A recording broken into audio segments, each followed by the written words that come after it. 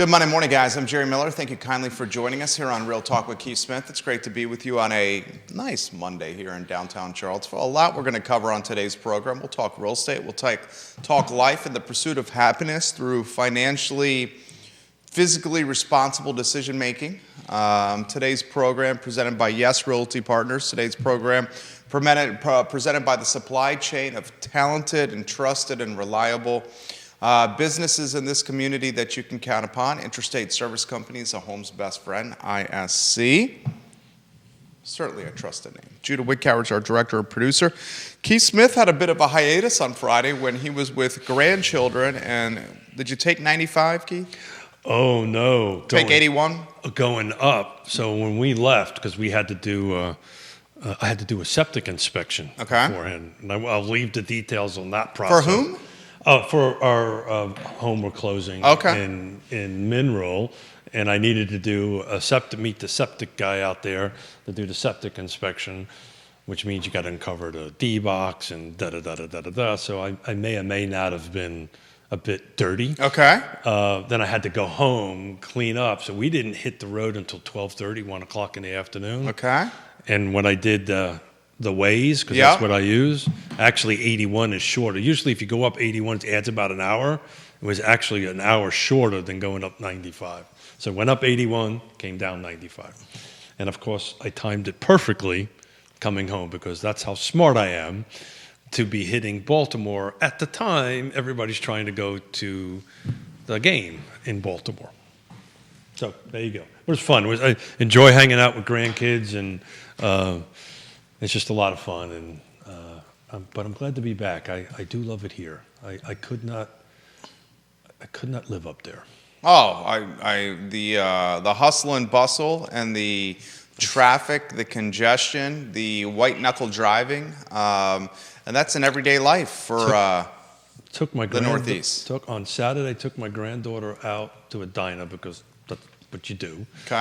2 miles away, took me about a half an hour, about 25, 26 minutes to pull out the driveway, to pull into the diner. And it was just... With your entire family? No. This was a grandpa, granddaughter date. Oh, very nice. And we hung out there and they made the Mickey Mouse pancakes. Yeah. Her and I hung out there for about an hour and a half and had a good time. Since I was driving there for 25 minutes there and back, one way, I was going to spend time there. But we had a lot of fun. What'd you get for breakfast? Mickey Mouse pancakes. Oh, I thought that was for your granddaughter. No, that was for Keith Smith. Oh, no. She had bacon and eggs. She had the bacon and eggs. I'm sorry. Judah Wickhauer gets a crack out of that, too. She had bacon and eggs. So what do we want to chat about today? I literally rolled in hot last night, so today is open mic day. Huh? There you go. Open mic day, but you wanted to chat a little bit about the raising of tax assessment, and as you were talking, I was just taking a look at the value changes year over year between 2022 and 2023 and see if they thrive with what you received. The Citizens, the nonprofit, the advocacy group, I should say, Citizens for Responsible Planning, put together a significant data package for us. They sent it our way. We highlighted it on Friday's program. They talked median assessments by grade, which is class of real estate. They talk median assessment increases by zoning. They talk median assessment increases by neighborhood. Just fantastic by price point. Fantastic data accumulated by the Citizens for Responsible Planning. Interestingly, the houses that are assessed below $250,000 just had a massive spike. So I'm trying to do this on the fly and figure out what the market value difference was, right? Because, assess is one thing, market is something else. Just a quick look at it, I didn't have a chance to do the percentages. 2022, this is everything. This was attached, detached, and condos. There was 568 transactions, units, homes sold. The median sales price was $429. 2023, that number was down to 401, which is a substantial drop. But the price increased to 459, so I'm trying to figure out quickly what the percentage difference was on that. But look, at the end of the day, this isn't a surprise. We expected assessments to go up. I think you're going to see assessments go up in all the jurisdictions. Interesting, Fluvanna is not doing an assessment this year. So whatever your value is in Fluvanna County right now is what your assessment's going to be going forward. This is going to be an interesting year in that particular county because it'll be really interesting to follow the budget process, right? They're not going to be able to adjust their value number, their number that they times against, that one corner of this three-sided triangle on it. I suspect my taxes are going to go up. I suspect I'm going to be paying more cash this year because I won't be able to contest the value. I won't be able to do that to next year. Hope that makes sense. Yeah, that makes sense. The interesting category, the sub 250,000 assessed category, spikes by a shocking, and I mean 11%. Where all the other categories, 250 to 500 assessed category. And Judy, you can put median assessment increase by 2023 assessment on screen if you could. This is the one with the 11% spike for the sub 250. It's on screen. Viewers and listeners, take a look at this. It's interesting. I want to take a quick look at it here. It's interesting on how you can come up with that number because the volume is so low. So in 2023, the city of Charlottesville, only 23 units sold. There's very little inventory under $250,000. I'm just looking at what's sold. And so we said under 250, right? Yep, sub 250. Got it. I mean, it's making the affordable category less affordable. And remember, prior to the 2024 assessments being released, the 3 previous years had double-digit assessment increases year over year over year over year. So if you are in the city of Charlottesville and have a home that's under $250,000 and they are telling you that your assessments went up, what was it, 11%? 11%. You need to reach out to me and we need to go ahead and contest it because I just did quick difference between 2022 and 2023. Below 250, this is single family detached, which doesn't exist. Mm-hmm. Condos or attached. So in 2023, the median sales price was $220. In 2022, it was $212. I'm pretty sure that's not 11%. Right? Did you say it went up 11%? For this year, 2024. Yeah. So my point is the market didn't go up 11%. Yeah. So how did they come up with 11%? So I'm doing this on the fly. Is my math? I think you are doing it on the fly. Well, if it was 10%, it would be $20,000 increase. It's not a $20,000 increase. It's a $10,000 increase. So that's not 11%. That's 5%. Yeah. Am I doing that right? Yeah. I mean, I'm not sure looking at the data that you're looking at. I'm just looking at this graph right here. No, I understand that. But the point I'm trying to make is I think the 11% is way off. Right? So if 2022... See, I think these assessments are being done based on upzoning potential and the land's opportunity. We got to get somebody who's much smarter than me to talk about that, like Woody Fincham. I don't think you're allowed to do that. It has to be based on market value. He said otherwise on the show. No, it has... well, then how can you contest it? I don't think you can contest it. Well, I know you can. I think the assessments are based on what you can do with the land. Like if you knock down the house and you build something in its place. I wish Woody was here. I mean, we can ask him. Because I'm pretty sure he said on previous shows that's the case. Well, I know what I do this time of the year in jurisdictions. I've never done it in Charlottesville, but I do. Woody is watching. Good. I do it in. So Woody, would you do me a huge favor? Tell me if in the city of Charlottesville, assessments went up 11%. No. They didn't go up at 11%. In the sub $250,000 price point category, they went up 11%. The other categories of price point, for instance, 250 to 500 went up 5%. 500K to $1 million went up 4%. $1 million to $1.5 million, 4%. $1.5 million to 3%, and $2 million and above 3%. So let's stay at the 250, right? Sub 250. Sub 250 went up 11%. Yeah. Median assessment increase. Yeah. And in 2022, the median sales price was $212, and that's everything. In 23, it was 220. Okay. That is not 11% spread. Yeah. So the question is, if I own a home, This upzoning was approved. the question for Woody is, if I own a home and they're going through reassessment, can I contest it? I mean, take a look at what happened on Chesapeake Street. It's Karen Kehoe's listing, who's coming in at $500,000. I mean, she's coming in at. But I understand that, Jerry, but it's not 250. She's coming in So if I own at 2x the assessment. So the question is, if I own a $250,000, just to pick a number, Sure. Condo in the city of Charlottesville, right? And my tax assessment. Well, I wouldn't pick condo. I'd pick single family detached. I own a $250,000 piece of property. Yeah. In the city of Charlottesville that I live in, a residential piece of property, and they're telling me my assessment went up. My value went up 11%, and it really only went up year over year, roughly 5%. Can I contest that? That's the question. I know in like Fluvanna and Greene and Nelson and even Albemarle County, I can contest it because I do it every year. Every year I have clients that call me and we go give the market data and contest it. I've done it on my personal house that do that. The question is, can we do it in the city of Charlottesville? And I think the answer to that is yes. So Woody, a little help would be appreciative. Yeah, and I think what I think he's said this in the past. It's based on the upzoning of these parcels. That's what an appraisal changes the value. That's what his appraisal is based on, not the tax assessment. I think that by statute, this tax assessment has to be based on market value. Okay.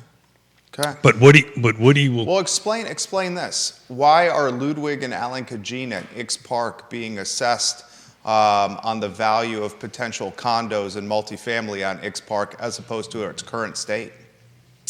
So I don't know that for fact. So if that's the case, that is the case. Yeah, okay, then Ix Park is being taxed and assessed as if they built condoed or apartment towers on there. And Ludwig and Allen challenged it and said, no, we have an art park here. We have these retail buildings. And did they win? No, they did not win. Yeah, I'm not familiar with that case. Yeah, they did not win that. Again, I know in Fluvanna and the other jurisdictions, I do this every year. I can contest it. I generally win because they're usually higher than what the market rate is.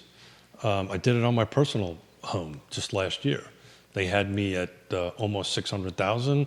I contested it, and they brought me down just below 500,000. So, it can be done. I don't know why it's being done in the city versus someplace else. I don't have an answer to that. Logan Wells-Claylow, welcome to the broadcast. Thank you for joining us. But I think what people need to take away from this, if you look at your ticket, right, and you believe that that's above market value, your new tax assessed value, you should look into the process to appeal it within your jurisdiction. So, I think any of the homeowners that are sub 250 in the city of Charlottesville are going to have an extremely difficult time winning in an appeal with the assessor. In reality, the people that are below 200 don't have the time to go ahead and hire somebody or bring somebody in to go ahead to appeal it. But there is an appeal process. I just don't have it in front of me and committed to memory. This is kind of this is live and on the fly. But I would encourage people, if you feel that your tax assessed value that you received in the mail is above market value, reach out to the city and figure out what their appeal process is on it, when your deadlines are for it, and then if you can, get a trusted advisor in there, such as Woody or myself or whoever, to go ahead and create something to try to appeal it. I don't know why the Studio X parcel was assessed at something that doesn't exist yet. It wasn't even zoned at that point. Multiple folks are sending, their current usage is not maximizing its zoning potential even before upzoning was approved. They could have put multifamily housing on it even before upzoning was approved. So that's what the city's saying. Yeah. Its value is based on what its zoning is, and I get that. Yeah. A single-family detached home or a townhome or a duplex is a duplex, right?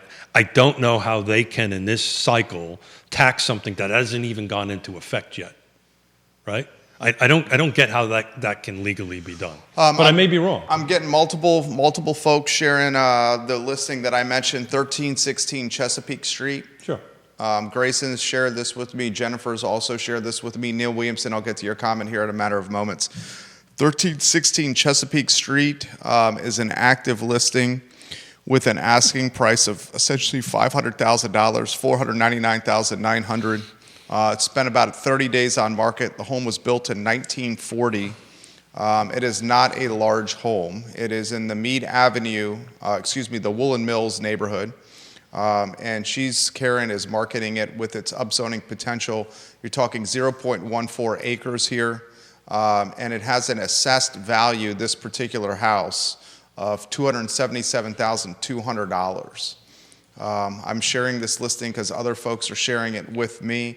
Neil Williamson shares information from charlottesville.gov, the real estate assessment appeals portion of the website. There you go. Each year, all property owners or their duly authorized agent may appeal our valuation of their property by requesting a review of their assessment. Under state law, neither financial impact nor the rate of value change is by itself sufficient grounds for appeal. You hear that part? Yeah. Under state law, neither financial impact nor the rate of value change is itself sufficient grounds for appeal. As required, the city assessment is an estimate of fair market value as of January 1 of each year based on property sales for the previous calendar year. Yeah. We welcome appeals based on issues of factual discrepancies in the property description or features, demonstrable issues of uniformity of value within a neighborhood or fair market value. So that answers my question right there. Appealing your assessment, yes it does. Appealing your assessment can be a multi-step process. It answers your question because it's based on some of the sales that previously happened in that category. So that's where I'm getting to, again, median, you have to take a look at each individual property. And it doesn't matter what price point you're in, if you feel that your tax assessed value is above market value, then you need to reach out to a trusted advisor. Woody would be one. I would be more than happy to help with you. And we do a CMA that provides all that data that's outlined in that. And either we go on your behalf or Woody goes on your behalf or you do it on your behalf and make a presentation. They do. I don't know when the deadline is. And maybe that's in that article and what Neil has said. Judah figured that out on Friday. I believe with looking from if you want to go to a 3-shot, the Charlottesville Gov website, they have until April 1 to contest their assessments. Is that what memory serves? I believe that's correct. So there's a process. Yeah. Interestingly, the assessments just went out. We also learned this on Friday. These assessments went out this past Friday. The mail's a few weeks behind, which further shrinks the time for people to challenge and contest their assessments. We talked about this time last year. I mean, the process is horrible. And by the way, there is a thing, because I'm looking at it right now in the city of Virginia, there is a real estate tax relief that the city has, right? You have to apply for it. You have to go through it. It's for elderly, veterans, disabled. But there are tax relief programs, but you have to apply for them. And unless you know about these things and know about these timelines that you just outlined, generally it happens, it goes by, right? And if you own a home that's $250,000 and they're telling you the market value is 11% higher this year versus last year, on a median level, that doesn't sound right. It's probably closer to 5 or 6. Now, each property is a little different. But if you feel it's over, then that's when you reach out to Woody or myself, and we'll go ahead and give you an assessment of it, a CMA of it. Who knows? Your property might be worth more than what the tax assessment. I think the folks in the sub $250,000 category need to be very, very careful. Yeah. Well, the thing is, very careful. Let's get this out there. So if you're more, then you just keep your mouth shut. Right? Yeah, especially in the sub $250,000 category, with some of the sales that have happened this past calendar year. Yeah. So your deflating the difference between what the value is and what's on the market. So if a home is valued at $250,000 or below in 2022, by market sales, it only went up about 5%, right? Now, if you take that one property you're looking at, that's at a different price point. I'm not looking at the same spreadsheet, but it's at the 5-something range, right? So what is the percentage increase in the five range? 250 to 500,000 saw a 5% increase. And this 2024 versus 2023. This is above 500, correct? The listing? Who you're talking, Karen Keogh's? Yeah. That's below 500,000. It's below 500,000. Yeah. So that's about right. It's probably 5% increase, but it's been on the market for 30 days, and I don't mean to, I don't want to cross any lines, but I can speak it from my perspective because I've looked at it for clients. To go ahead and do something with that under the new zoning ordinance would be extremely expensive, and it just wasn't feasible. So I don't know who the buyer is for that particular home at this particular point in time. We are seeing listings getting longer in the tooth across many jurisdictions. And perhaps the 31 days is starting to turn into the new norm. The 2-bedroom, 1-bath, 892 square foot, perhaps a tear down for $499,900 is a sticker shock for many in our community. Well, it's not even a sticker. It's a sticker shot. The other thing that most people we don't know yet because it hasn't hit yet, it won't hit until February, what the actual requirements are for the zoning rewrite. That hasn't hit yet. We don't know what the process is. We have a general understanding of it, and those of us that are in the, that live and breathe this stuff have a pretty darn good understanding of it. And look, I'll do an example. We'll come off of that particular piece of property. Something I'm personally looking at on it. It's on 10th and West, right? We're working on it for the land trust. We can put 6 units on there because of the affordable housing component. The sewer connection portion of that alone is making that project not feasible. The cost. How much does that cost? $25,000 a unit. And that's with the city giving us a discount on the connection fees. So it's $25,000 just to make the water and sewer connections, plus the bonding, plus the fee, which is about $1,800 per connection versus $12,000 if you're not for that. And by the time what it's going to cost us to acquire it, just to make the utility connections on it, it's just becoming not feasible. We'd have to bring so much subsidy to it. The math is we just can't do it. So that's what you're going to see a lot of. It's just the math just isn't working for that at the moment. And the price point on the acquisition, which I can't talk about, is like free in today's marketplace. And we still can't get the math to work. Angela Morbley watching the program. DJ, I think Morbley may be watching as well from Inspired Builders out in Culpeper. We appreciate your work. We love the social media content that you guys create. I think it's pretty impressive. Comments are coming in pretty fast and furious here. This one from North Downtown. Jerry, as you know, our neighborhood is getting quite costly, and we're very grateful that we were able to purchase this home some 15 years ago.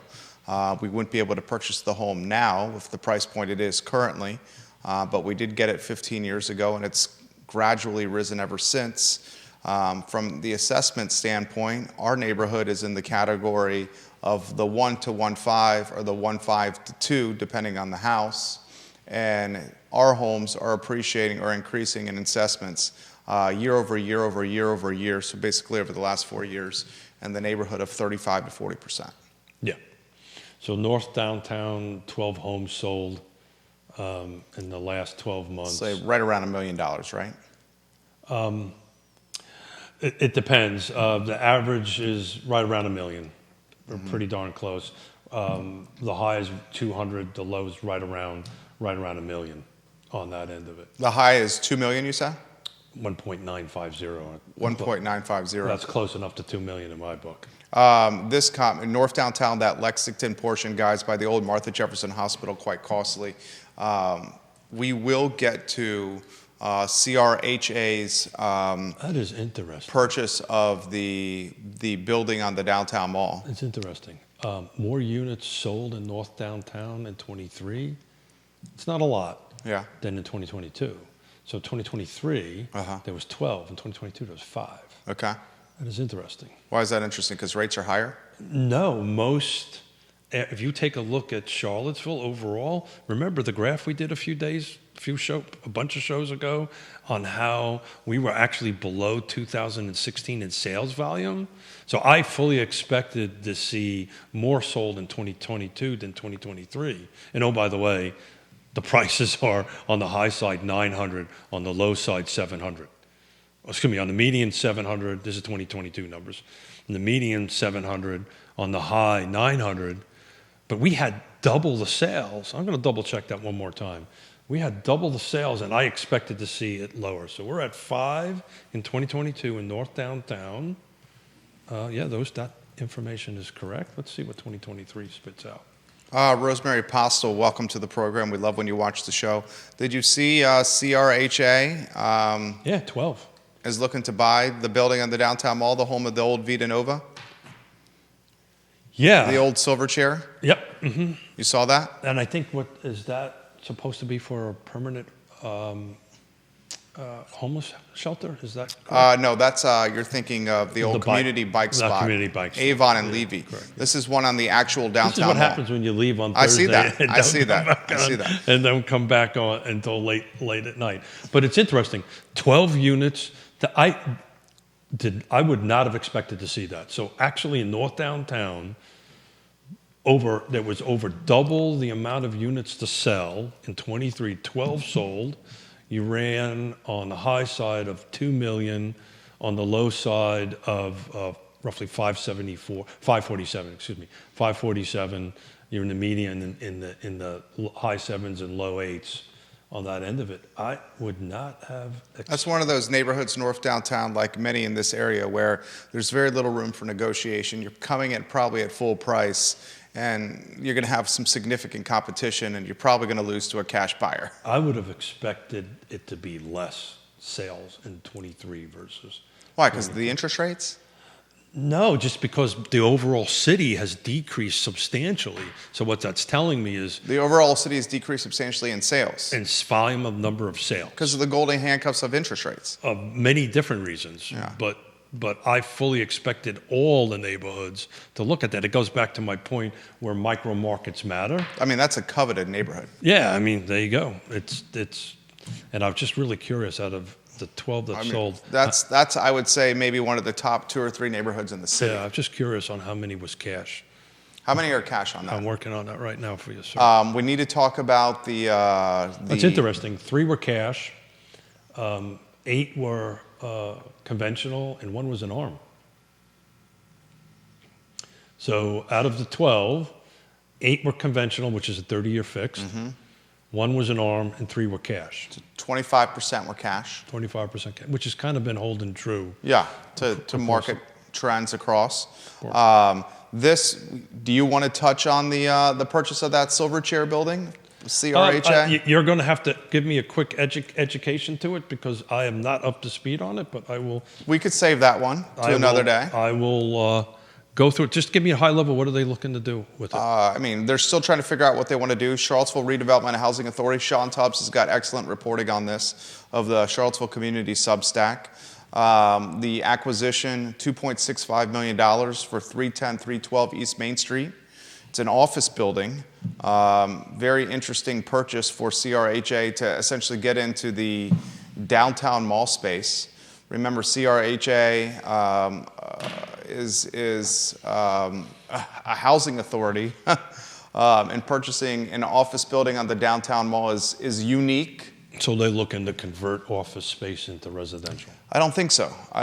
Because of how narrow the building is. Yeah. And this was a great comment from Deep Throat. We'll talk about this, guys, in depth on the I Love CVille show. He says, so take a look at 310, 312 East Main Street. Simply no way that can be housing. It's 25 feet wide, 220 feet long. It has windows only on the front and back, so most of the floor space is windowless and a great distance from any egress of any kind. This is simply unusable as living space under any reasonable safety, healthy, or health regime.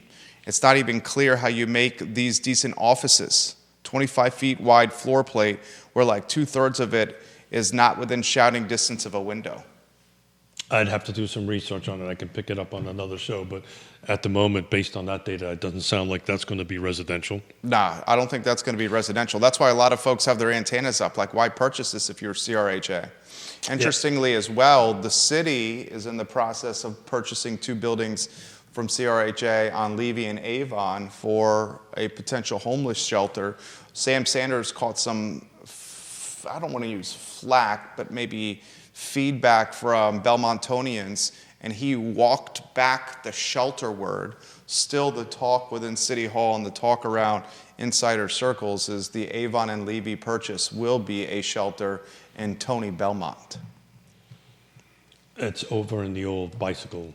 The Avon building is the old community bikes. That is correct. Yeah, correct. Yeah. I mean that's. I'm unfortunately stuttering here because I'm not read up on this, as you can tell. But I will get into it and read into it. I was busy having fun with grandkids this weekend. Absolutely. So comments are coming in fast and furious here. This one is on assessments. It would be challenging for anyone to win an assessment challenge, it would seem, with how prices are going in this market. And I understand they're 2 different things. Yeah. Well, no. So whoever wrote that would be right? So that's the flip side to this. But if you want to contest it, it would be helpful to reach out to a trusted advisor, and say, okay, well, what is the CMA on my piece of property? What is my current market value on my property? 9 times out of 10 in the city of Charlottesville, we just kind of went through it, you're going to be higher. The question is, how much higher, right? So we know, I think 250 and below is way out of whack. I don't know how they can justify an 11% increase based on 2020 sales from anything that's 250 and below, because I'm confident they can't project what it's going to be. That's an appraisal, right? An assessment is what it was last year. This is what the value needs to be this year. Some of the higher end things, they sound about right. They may be a little low, actually. So some of the price points that are, above 250, $500,000, $750,000, million and up, I think is probably low. If that's the case, it's the best case to keep your mouth shut and move on, and then stay involved in the budget process and stay involved in the tax rate process. Because as Jerry and I talked about before the show, I kind of took a look at a home in a neighborhood in Albemarle County that's similar to my home in Fluvanna County. There's some differences. Acreage would be one of them. But I'm actually paying more dollars per year, cash per year, than that particular home. So you got to keep a close eye on your budget, keep a close eye on the dollar amount and your assessed value. In my county, my assessed value isn't going to change, so it is what it is.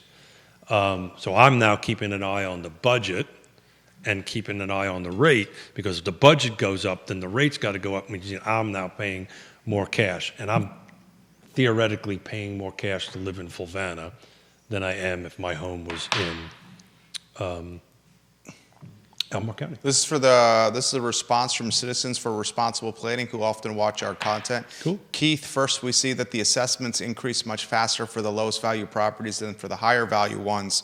This might be because the development option is a more important component of properties with low value structures.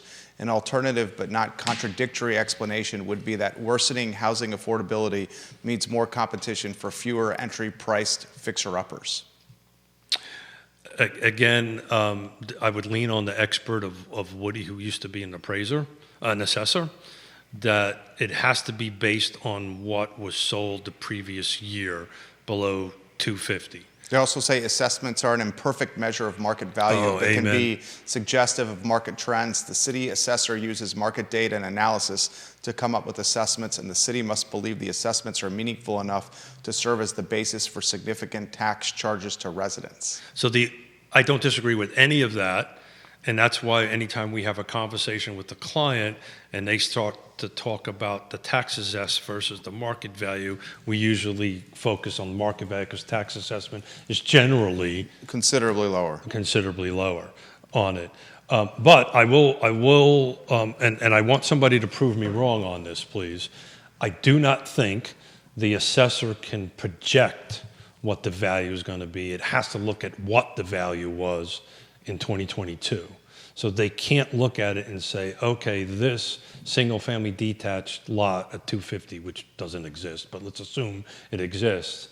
And since you can build 8 houses or 6 houses or 3 houses on it, it is now worth X more dollars. I'm pretty sure they're not allowed to do that. But you need to ask Woody that question and Neil that question and people that are way smarter than me. I do this enough to know it has to be what the value is for the previous year as of January 1. So that's whatever it was for 2022 is going to set your value for it.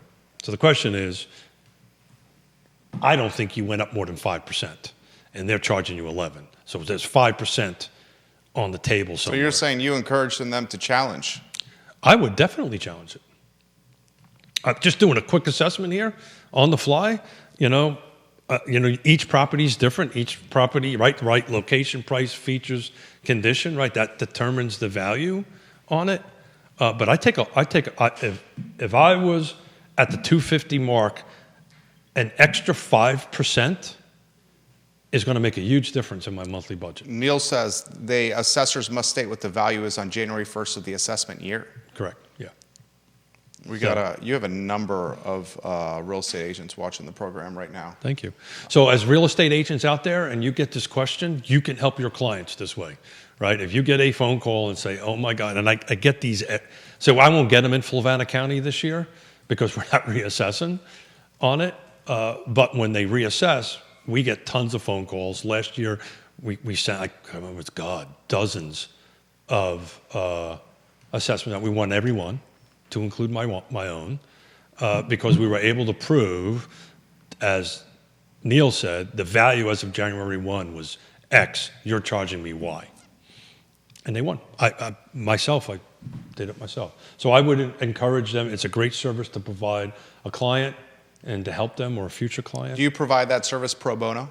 We do, yeah. Mm-hmm. Do others provide pro bono? I can't speak for others. That's a business decision you've got to make. If I get a phone call and email, hey, I need some help, we get it taken care of. Lori Fincham watching the program of Fincham Hey, Associates. Lori, how are you doing today? We love when you watch the show. I love your artwork.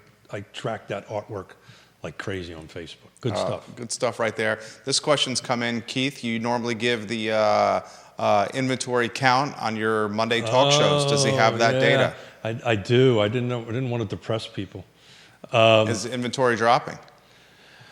No. So we're up to 44, less 7 days back, right? So I may not have been up on the Charlottesville thing, but I do track this every day, even when I'm traveling. So we're holding about 35 to 45 new units per week coming on, which is way better than we were prior to, in the holiday season. We were in the 10s and 12s and 15s week over week, but our pendings are up to 62 right now. So our pendings are going up. This is ultimately what we've been talking about and what I see the market doing. You're going to start seeing your pendings ratcheting up. So we're up to 62. We're ranging somewhere around double, right? Plus or minus a few percentage points. As many units that come on the market in a week, it looks like in the last several weeks, we've been doubling that in pendings. So what does that tell you? As soon as they come on, they're coming off. Right price, right location, right features, right condition. Timing is what we're talking about, and who's on the other side matters. The ones that don't hit those 4 areas, right location, right stale. Price, they're going to be stale. But the ones that hit it right, pricing matters so much right now. It matters to your condition, your location, and your features. If you hit your price right, I was just having this conversation with a client on the way in about a home, about getting it priced right and making a difference in the market and how quickly we can sell it because there's some health issues and they need to sell the home quickly on it, and what realistic expectations were on the market in Albemarle County. So if it's hitting right, it's unloading. Let's take a look at the days on market on pending. DOMs on pending, I would say flirting in the 20 range. Ooh, double that, 40. 40 range, wow. So those are units that went pending in the last 7 days. Median days on market was 40, average was 60 on that. Now that's everything. This is Charlottesville, Albemarle, Fulvana, Nelson, Green. This new construction. This is everything on it. Just out of curiosity, the last 7 days, hang on a second. The last 7 days on the sold column, there was 29. That's the days on markets we really want to keep a track on. The sold units, they were down to 19. So we're not in single digits anymore, folks. We're in kind of getting to a more healthy, balanced number of days on market, which isn't bad. There's some stuff in there that, let me take a look at it. There's a bunch of zeros and fours, but it's funny, it goes from 0 to 4, right? And the zeros actually were new construction, so that's kind of, they don't do a days on market like everybody else does. But when you start getting into homes that are not new construction, they're looking at 4 in the last 7 days. Does he expect, you get this question pretty much every show, do you expect the inventory to pick up? He does not. Yes, it is picking up. But it's going off at a very fast clip. Yeah, and what I did read this weekend was all the national data and the local data on the market, and that's what you're going to start seeing. It was a very interesting article that Inman put out, and I agree with it, that the spring market sprung on January 1. So we are in the spring market. It may not look like spring. Well, today kind of looks like spring. Today's not bad. Yeah. Even Judith thought today was pretty nice, right? Not too. Judith's cold? It's a little chilly in here, but when it's are you nice not? outside. It's a thing, right? Yeah. When is he not? It could be 75 degrees and he could be chilly. So Never going to be 75 degrees in here. At the end of the day, the same question that everybody asks, that we go through, what is inventory going to pick up? The answer is yes. When was the best time to put a house on the market? It was yesterday. When's the best time to buy a house? Today. Yeah, but the folks, and I agree with that, but to the folks that are putting their home on the market yesterday or considering putting their home on the market yesterday, they're all asking, where are we going to go? Yeah. And that's a fair question. And we talked about this in the December, January, November month, though. If you were really gonna want to move, that was really the perfect time to put your house on the market because there was enough inventory. The inventory was a little sticky. Things weren't moving at that point in time.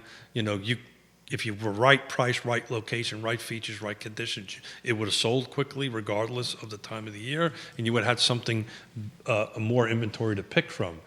You do, right? Back in those days, it was 12 or 15 units, if you remember the shows. It was ridiculous. Okay, we're now approaching 40 every 7 days. This question's for Keith. This is a good one. Thanks for the save. Yeah. No, you're doing a great job. This question's coming from the Forest Lakes area from Michael. And he says, what's this market most compared to from years or decades past for Keith? Is it even comparable? Took everybody out for dinner in Norwalk, Connecticut, to an Italian restaurant. How many people? It was the whole clan. So it was Yonna. It was 4 adults and 3 very young people. And how much did that cost? Well, I paid the bill, and we'll just leave it at that. Okay. What's the total on that? To be honest, $250? To be honest with you, it was cheaper there than it would be here. Okay. Which struck me as odd. Okay. But in any event, I'm at dinner, and the wait person. Yeah. We were talking about real estate because that's what we do. Mm-hmm. And the wait person all of a sudden started asking me about real estate in Connecticut. The reason I brought that up was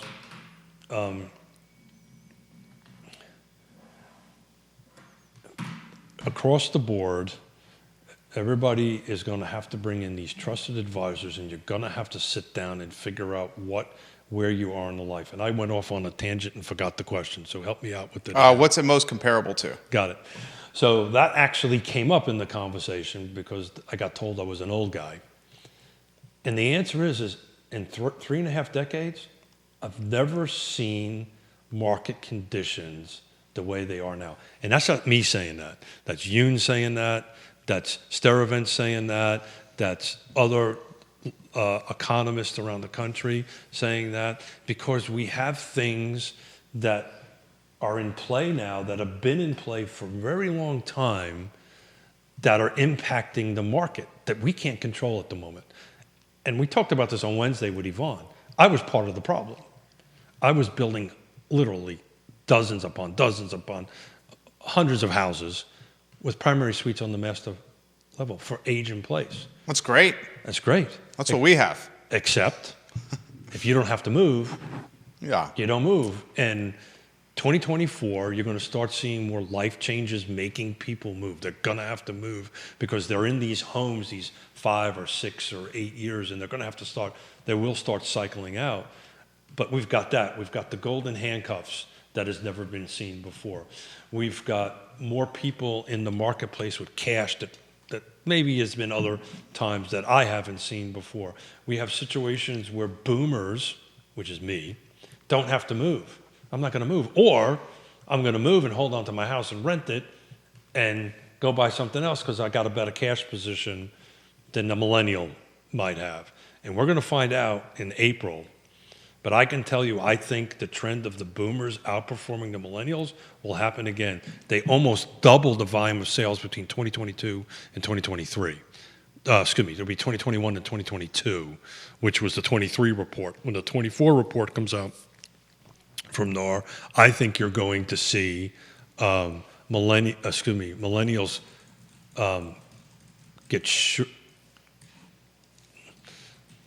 take it on. Not do well. Yeah. Well, isn't that already happening to them? It's going to get worse. I mean, and now you got what are you gonna buy? you got another demo entering the market in Gen Zers to further water down or to further it's interesting. make it more competitive. The Gen Zers are looking at housing very different than the millennials, because I think they see this a little bit more than the millennials saw. The millennials kind of went through the time of great unpleasantness. They remember that enough. I know my daughter does remember that enough. The Gen Zers are kind of past that a little bit. They were too young to really remember that.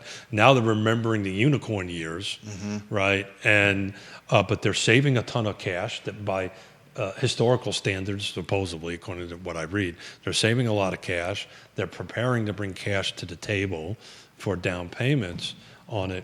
But it's we had this conversation with Yvonne. You know, it's why I spend so much time. I'm happy to report we're doing our first land trust project in Fluvanna County. Congratulations. Thank you to Maggie Gunnels. A lot of hard work. Thank you to Kyle in Lake Miller, Monticello. In Lake Monticello. I wish I could do more, but we're going to do one over there. We're buying it for $250,000 and we're selling it for $200,000, and we're going to hit a 60% AMI buyer. But where the heck does the $15 to $20 an hour worker go, right? I mean, City of Charlottesville is pushing them out even more with these kind of assessment increases after 3 straight years of double digits. You're not going to see it in Lake Monticello either. You'll see it on this one house. That's one out of 4,400, and that was, you know, we're doing our very best. I'm actually making a presentation to Fluvanna County Board of Supervisors, not asking them for money. I just want to let them know what we're doing in the county as a county resident, to let you know there is an option out there to, if we can get more cash, we can help more people. But yeah. Does the county want it? Oh, as long as I'm not asking for money, they don't care. They don't care? There you go. They'll listen. They'll listen to me. And you have some supervisors coming on the show. We do. It's Supervisor Tony O'Brien. Thank you. And Chris Fairchild, and I believe it's on the 9th. 9th of February. The 9th of on February. Real Talk with Keith Smith. That's big time. Yeah, you know, we're yes, correct, on the 9th. We're going to talk about taxes. We're going to talk about the assessed values, which are staying stable there. How's the budget season going, which is nutty right now, and where things are going to shake out. And where are, the service worker or the teachers and all that stuff going to live? I think they're slowly, unfortunately, being gentrified out of this community, which is very unfortunate. We will talk about those that are asking about the CRHA and the Silverchair building on the downtown mall. That will come up at 12:30. Yeah, I'm unfortunately not read in on that. No problem. No problem at all. You spent some fantastic time, quality time with your family and your grandchildren in Connecticut over the weekend. That's extremely more important than what, a $2.65 million acquisition of a building on the downtown mall that's been on the market for a considerable period of time.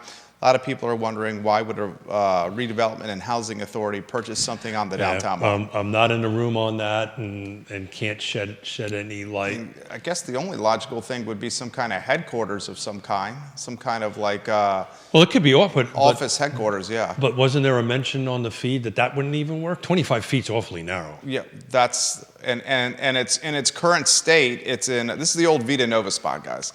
And it's in its current state. It needs massive renovation. And it's not even set up. It has a restaurant in the. It used to be the location of Henry's restaurant. Way back when, there was I can't remember the name of it.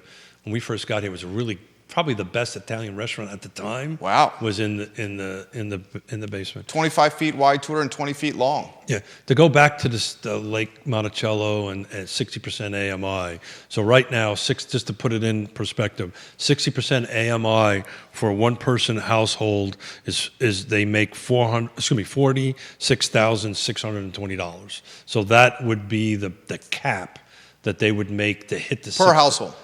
Correct, for a household. The cap, that's for one person. As it goes up to two person, that number's 53,280. Three person, I'm rounding it up, it's 60,000, and then for four person, it's 67,000. So let's go back to a one person, right? A one person making $46,000 a year. I can't do the math that quickly in my head. What that breaks down to a typical 40-hour week per hour. But I know entry-level teachers do not make, or they make that much, or pretty darn close to that. I think entry-level might be below that. Yeah. Yeah.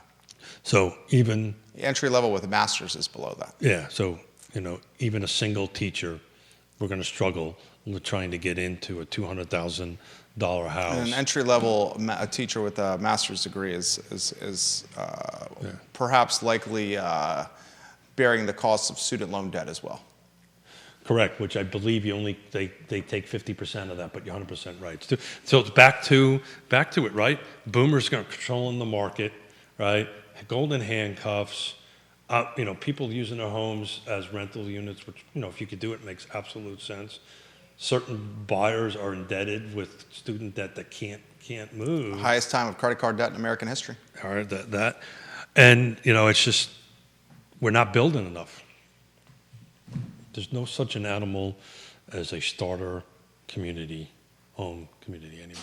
Yeah, and it's hard for a builder to even do a starter home. Yeah, you can't. Doesn't even pencil out. I was having a conversation on the way home with two jurisdictions board of supervisors with that exact conversation. Yeah, doesn't even pencil out. How do you get to do that? And then the builder's also getting a little nervous about multifamily. Well, I've been talking now for a while. Multifamily is sticky nationwide. I don't think here. No, I don't think here. It's sticky nationwide. We talk on Friday's show about a new one-bedroom apartment coming to a market in, was it Stonefield Commons, Judah? If we go on a three-shot, I think it was Stonefield Commons. That new building, the building back there. It was on the Friday edition of the I Love CVille show. $1,943 a month for a one-bedroom? Yeah. With some fans outside the studio door looking in. $1,943 a month. Yeah, I've got the layout for that still. Yeah, I mean, you put it on screen. You're talking about right over the city line in Stonefield, a one-bedroom, $2,000 a month. And guess what? That's going to rent all day, every day, twice on Sunday. Twice on Sundays. Yeah. They can walk to... Judah basically told me, Jerry, your condo at the Villas at Southern Ridge is priced too low. Raise the rent. That's what Judah just said on Friday's program. That's what you said, Judah? Good for you, buddy. Yeah. Judah's getting very capitalistic over there. Yeah. It was the two-bedroom. Wasn't the two-bedroom $2,043 $2,043 a month for the two-bedroom at Stonefield Commons? Could be. Yeah, it's overall, nationwide, multifamily is going to probably hit a timeout. Charlottesville City, not so much. Well, it will. I think Charlottesville City, the folks that are getting priced out of purchasing for homes are getting it will impact stuck in 12-month rental. It will impact the nationwide slowdown will impact Charlottesville and Albemarle area. Unless they're using cash, right, which most of them do not, right, because these are huge, tens upon tens of millions of dollars projects. They're borrowing money. And you're going to start, I've already, commercial lenders that I know are already starting to twist the faucet off because they don't want any more of this on their inventory. They don't want it on their books because it's more of a national thing. And what happens nationally in that marketplace does impact us here. It does not happen with single family attached or detached or something. What's happening nationwide, and next show when we have a time, I've actually got some nationwide trends versus local trends on how we're doing about days on market and price points and stuff like that. And you'll see that we're way below as far as things like days on market and inventory goes. It's good to have Keith Smith back in the saddle. What's your plan for Wednesday, Friday? Look, I was planning Keith and Jerry for the week. Fantastic. If you're okay with Absolutely. that. Yeah, I think we'll wrap up the month and kick off, I guess, the beginning of next month. Just the two of us at the moment. I kind of enjoy just you and I, and we're going to go ahead and do that. I'll be a little bit better prepared on Wednesday. I was hanging out with grandkids, if that's my excuse. That's very important. Keith Smith, guys, Yes Realty Partners, his website, realtalkwithkeithsmith.com, where all the shows are archived. Click the Partners tab of Real Talk with Keith Smith, and you can find vetted partners in real estate that he has personally vetted and trusts and suggests that you support when you need something housing related. Just to wrap it up, if you're in the city of Charlottesville and you think your tax assessment is way over market value, reach out to a trusted advisor, a real estate agent, Woody Fincham. You can surely reach out to me, and we can do a quick CMA back of the envelope. Say, look, it's right, it's wrong, and if they are charging you more than what your property is worth, you should contest it. There you go. Sage advice from Keith Smith. Judah Woodcower, the director. I'm Jerry Miller. The I Love CVille show is up at 12:30 with a lot to cover, as we normally do, over a weekend in Charlottesville and Central Virginia. For Keith, Judah, my name is Jerry, and thank you for joining us on Real Talk with Keith Smith. So long. Bye-bye. Nicely done.